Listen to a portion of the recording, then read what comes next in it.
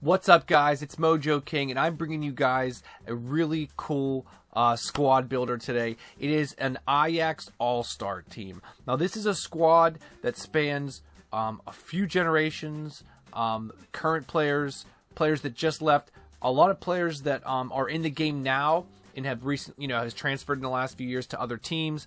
There's a few big players from old teams generations ago. So we're gonna get all these guys in here. We're gonna see how they play. Make sure you drop a thumbs up. I'd really appreciate it. Let's jump right into the video. Okay, guys. So I want to apologize right now ahead of time. I'm not Dutch. I don't speak Dutch, and I pronounce Dutch names terribly. So just a fair warning. First player, left back, Mitchell Deeks. Now Deeks is a current player for Ajax. He's huge. When I find him here, he's 6'4". He's played at the team before. He actually went on loan to Heerenveen and another Dutch team. He was there from 2012 to 2014. 21 appearances, no goals yet, but 6'4", medium work rates, left-footed. That's really impressive to have a 6'4" left back on your team. Next to him, we have another Ajax player that is currently on the team, and that's Jaro Rijdwald, 6'2", left-footed. He is actually one of their up-and-coming youth players. He has had 35 appearances, 2 goals. He's been there since 2013. So next to him, another player that's currently with Ajax, the goalkeeper, Jasper Cillessen. Cillessen has been there since 2011. He's had 71 appearances. 6'2". I didn't have a lot of success with this guy so far. I have played 4 games with him. Wasn't a big fan of how he played. So that's why next to him, I had to go out and get myself somebody who I was confident with. And I got Frank Rijkaard. Frank. Okay, so I went out and got Frank, the legend. This guy is, he's unbelievable. He played from 1980 to 1987 at Ajax, and then he left on loan. He went to Sporting, and he went to Milan. Sporting and Milan, and then came back and played from 93 to 95. Now, he actually, if you look at his stats, it says that he actually has scored a lot of goals. He, in the 2 stints that he had, 328 appearances, 72 goals. It's because he was a midfielder. He played a lot of midfield. Obviously, he's a center back in this game, but he did play a lot of midfield, and that's why he picked up a lot of goals. 68 shot. I'm not looking to score any goals with him. All right, so next to him, we have somebody who, recently just left, Ajax just recently, and that's Gregory Vandervelde for PSG. He was there from 2007 to 2012. A long time at Ajax. 130 appearances and 12 goals. So he went to PSG just recently. Obviously, this guy looks like somebody who might actually move around a little bit. I'm not sure. Looks like they really like Serge Aurier right now. I can see this guy getting moved in the future to another club. We'll have to see where he goes. He's all tatted up. He's got tats all over him. It's crazy.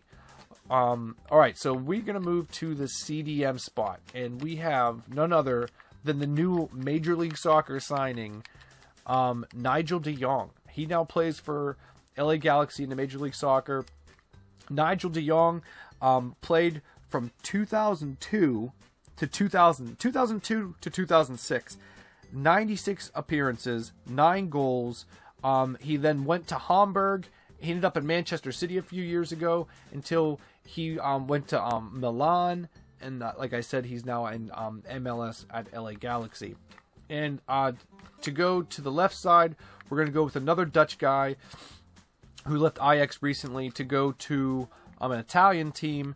And that is none other than Mr. Riccardo Kishna. Now this guy, really actually excited to use this card. 6'2". I've used him one time. I don't really remember when or how, but he's 6'2". Medium low work rates, 5-star skills. He is the only 5-star skiller in the team. A lot of height over there on that left-hand side with him and Deeks, 6'4", 6'2". It's going to be interesting to see how they play.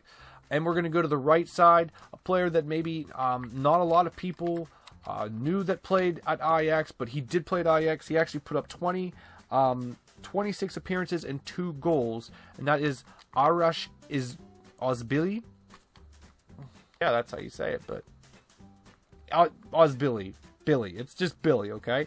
Like I said, he played there before he went to Krasnodar in a Russian league. I believe he was in the Russian league, and he's just now on loan to Rayo Vallecano. I believe it's Rayo Vallecano. Yeah, Vallecano. We are going to go to the left striker, and you know, I'm assuming that most people know who these guys are probably going to be, and it is none other than your boy Zlatan Ibrahimovic, who was there from 2001 to 2004, 74 appearances, 35 goals before he went to actually Juventus. And then he went to, I believe, Inter Milan, bounced around a few places, and now he's obviously at PSG. This guy was, you know, it's interesting to see some of these guys that actually came from Ajax.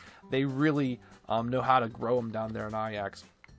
And next to him, linking up with Ozbili, which really works, and that's kind of why I went with this formation with these players on the sides. The biter himself, he bit his way into the squad, Luis Suarez. He was there from 2007 to 2011, and he actually put up 81 goals in 110 games. Much more prolific than Zlatan Ibrahimovic was there. It's amazing because if he was there, 3 years earlier, and Zlatan was there, or Zlatan was there 3 years later, these guys would have been there at the same time, and I can't imagine that Ajax wouldn't have just run right through the middle of Europe and just bulldozed everybody with these two guys. They were very talented when they were there. Obviously, with Luis Suarez's numbers, that's damn near a goal a game. 110 and 81 goals in 110 games. Very impressive. Okay, so we've got just about everyone worked out, and actually the guy who I have here is listed as a center forward. You know, I was going to play him somewhere else, but because I had Luis Suarez and I had Zlatan, I figured why the hell not put him right there behind him, and that is Dennis Bergkamp. That's right. Dennis Bergkamp, obviously, some people might know that he actually started there, but most people know him from the Invincibles, from Arsenal. He actually played at Ajax. He had 185 appearances. It says actually 237 there, but on my what it says on Wikipedia, it's 185 appearances and 103 goals. He may have went back after he left Arsenal. I actually didn't see that there. What I read, it was 185 appearances, 103 goals. But he was there, like I said, from 1986 to 1993 before he went on to Inter Milan first, and then he went to Arsenal to play for the Invincibles. And obviously, if you look at what he did at Ajax with 237 appearances and 122 goals, he put up 120 goals in 423 games for Arsenal. So he was twice as good at Ajax as he ever was at Arsenal, which is really interesting to see the comparison between how good he really was when he played for Ajax. So this is the team, and one more thing we have to slot in. We have to put in Louis van Gaal, of course, a Dutch coach who actually played for Ajax as well. Yeah, so I recently actually went to Amsterdam and got to not only tour the Ajax facility, but see a game. It was a whole bunch of fun. There's so many sick players that have come from Ajax that if they all played at the same time, it would be a super team that would rival anybody. It's absolutely insane how many good players have played for Ajax. Now, we have a bunch of different guys on the bench, Ajax players. Vernon Anita for Newcastle actually played for Ajax. So did Daley Blind. A lot of people might know that. And then we have, obviously, Fischer, Klaassen, Bazoer, Van Rijn, and Sint-Graven. So without any further ado, let's jump into the video. Okay, guys, so this is the first squad we come up against, an all-Italian squad. Dybala, Boateng, Warren. He's got a left back as a center back. Is that Gulam, Chiellini, Handanovic, who's always really tough to come up against. In the first game we actually come up against, I had a lot of success. You see Kishna here coming up the left wing. He actually did really well. Having the 5-star skills was helpful. He doesn't have a good shot, as you can see there. He missed his shot there. And also, on the sides with the wings, Billy, or my Billy as I call him, really did well as he swung the ball inside. Almost got one in De Jong. I actually thought he scored. He kind of walked away for a second like I thought he scored, but he didn't. And then, of course, the first one comes in, and it's not me. It's the opponent. He kind of beats my defense. Sloppy wasn't happy, actually, with the way my defense was playing. But then Suarez comes back, plays the violin. I know he knows how to play the violin. That's what he does. Chiellini, look, he's a little pissed. I mean, Suarez did bite him. So defense, played a little bit better eventually. We started getting things in, and then, I make a late sub. I bring in Daley Blind. He makes a crucial pass. Okay, so we're coming up against an all-Brazilian team. He's got Jairzinho, Lucas, Teixeira as a striker, Oscar Ramirez, Fernandinho, Castan, Miranda, Danilo, Felipe Luis, Cesar, and Mustache as a manager. Oh my god. Oh. Like, my...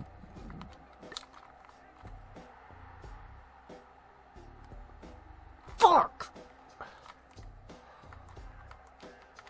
Oh shit. What? I don't understand what the fuck my center back was doing. Right there. What? Did you change your mind? What the fuck? Sillerson is kind of terrible. Get up to Bergkamp. Just let Bergkamp go.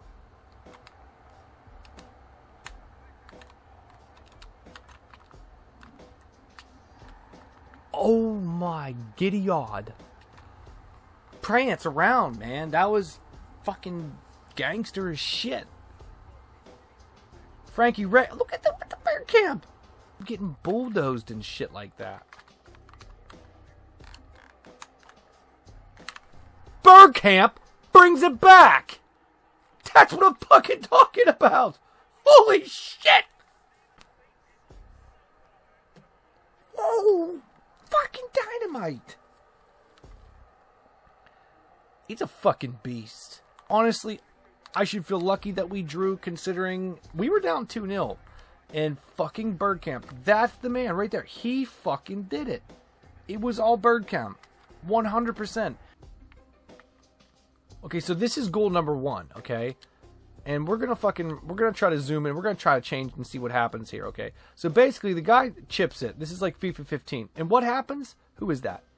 It's Riedwald. It's Riedwald. He jumps up, and it hits off his shoulder, which goes a little bit higher, because honestly, it would have just drifted into the center back. But he kind of nudges it up and gives him a chance to even put it on his chest more, which, don't get me wrong, he might have actually done that.